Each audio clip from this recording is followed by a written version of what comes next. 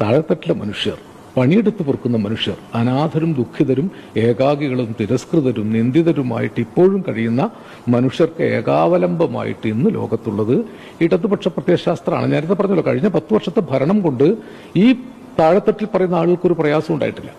അതിദാരിദ്ര്യമുക്ത നാടായിട്ടത് മാറി. മുണ്ടക്കയ്യൊക്കെ ഒരു വല്ലാത്ത അത്ഭുതമല്ലേ? ഈ പതിതരുടെ, ദുഃഖിതരുടെ, ദുരിതാനുഭവിക്കുന്നവരുടെ കൂടെ നിൽക്കുക. മാത്രമല്ല, ലോക സാമ്രാജ്യത്വ ശക്തികളെ ചെറിയ തോതിലെങ്കിലും എതിരിടാനുള്ള ഒരു മാനവികത ഇടതുപക്ഷ രാഷ്ട്രീയം മുന്നോട്ട് വെക്കുന്നുണ്ട്. അത് ജനങ്ങളോട് പറയും. ആ നിലപാട് കൃത്യമായൊരു നിലപാടാണ്. ആ നിലപാട് എനിക്ക് സംശയമില്ലാത്തൊരു നിലപാടാണ്.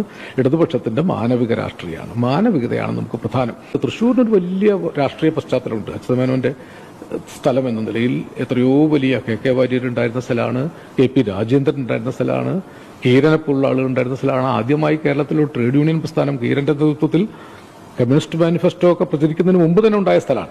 അങ്ങനെ തൃശ്ശൂരിന് ഉള്ള രാഷ്ട്രീയം ശരിക്ക് ഒരു ജനാധിപത്യ തൊഴിലാളി വർഗ രാഷ്ട്രീയമാണ്. അത് ദുർബലപ്പെട്ട് വന്നിട്ടുണ്ടായിരിക്കാം.